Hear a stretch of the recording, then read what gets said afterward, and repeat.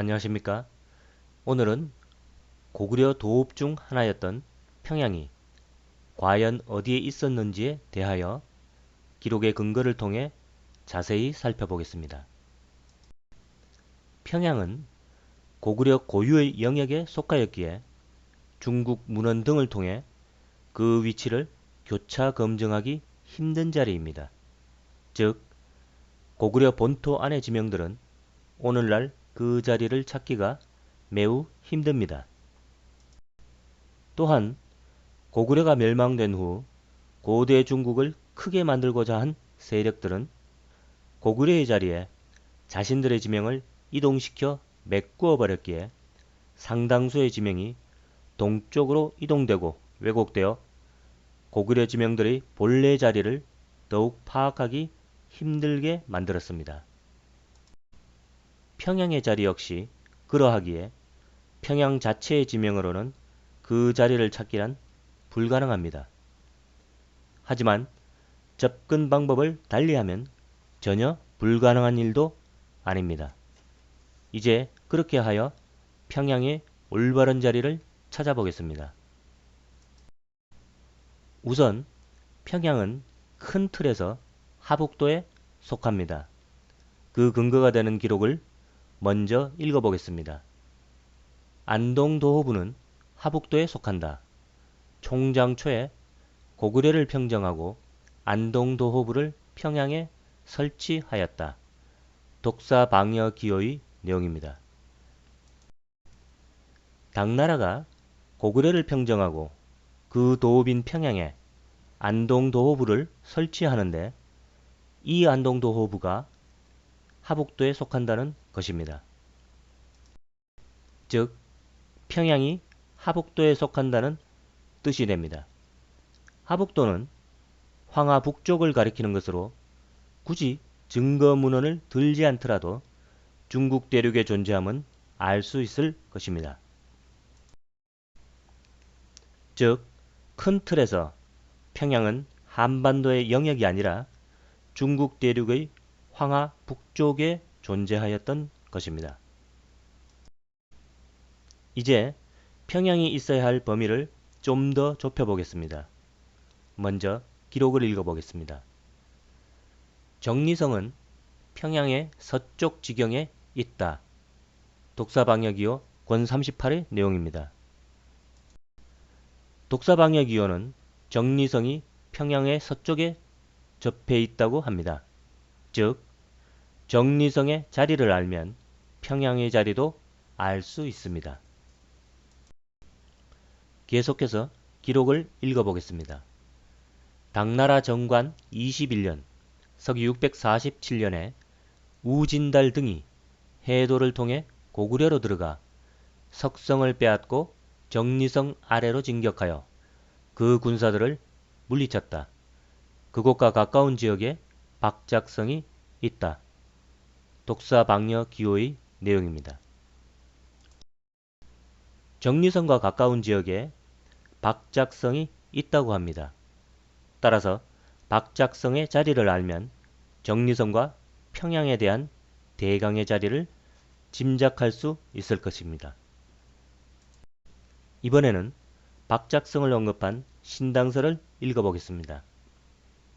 건안성에서 남쪽으로 700리를 가면 압록강 북쪽의 박작성에 도착하는데 옛 안평현이다 라고 되어 있습니다. 신당서는 박작성이 안평현에 있는 성이라고 합니다. 따라서 박작성과 가까운 곳에 정리성이 있어야 하고 정리성의 동쪽으로 평양성이 존재하여야 하므로 하북성 형수시 안평현의 범위 혹은 안평현의 동쪽 가까이에 고구려의 도읍 평양이 위치하여야 합니다. 이를 뒷받침해주는 증거로 하북성 형수시 안평현 남쪽을 흐르는 신라와 고구려의 국경 부양하가 있습니다.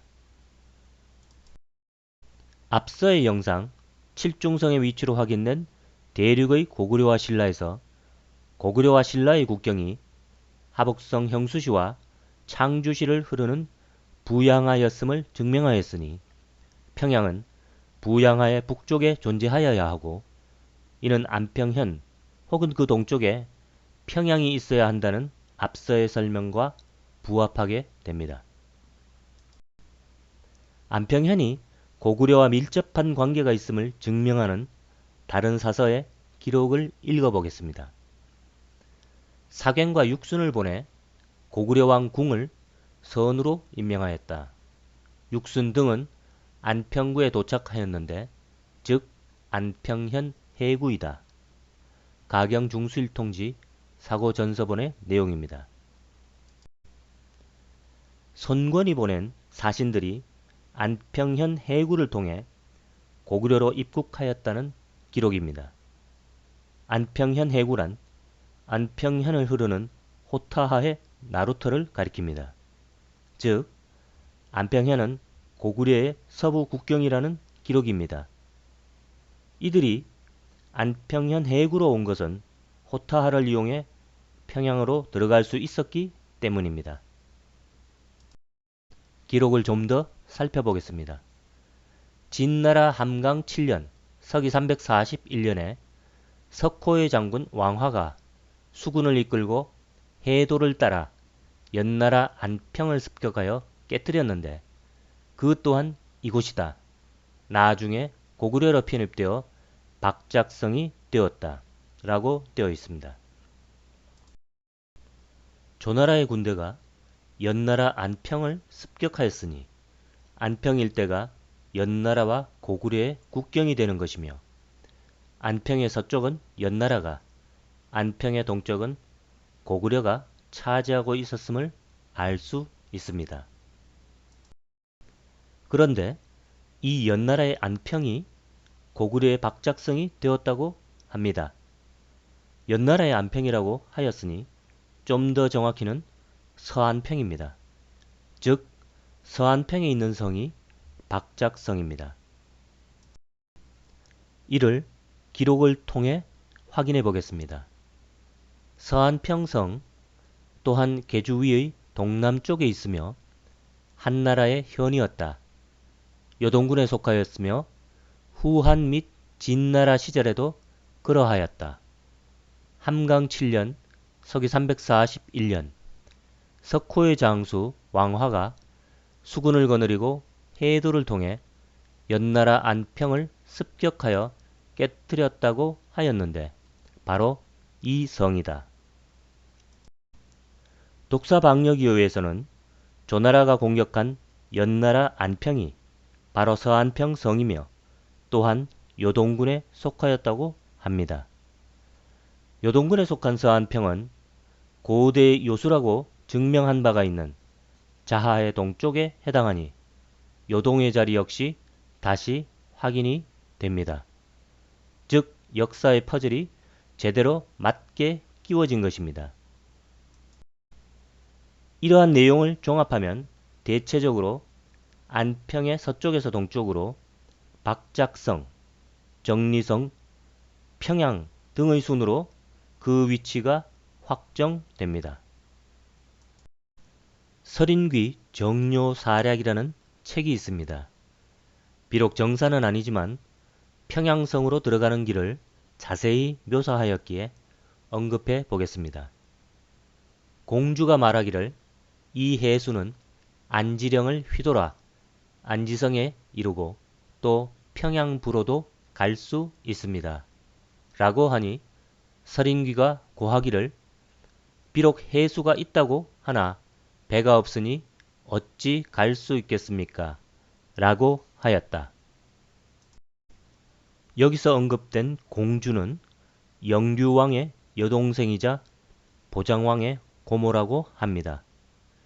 무명 시절에 설인귀가 그녀의 도움을 받아 고구려 정벌에서 공을 세우고 출세한 이야기로 배를 타고 호타하를 통해 안지성을 지나 평양으로 갈 수 있다는 이야기를 전하는데 안지성은 바로 안시성이라고 합니다.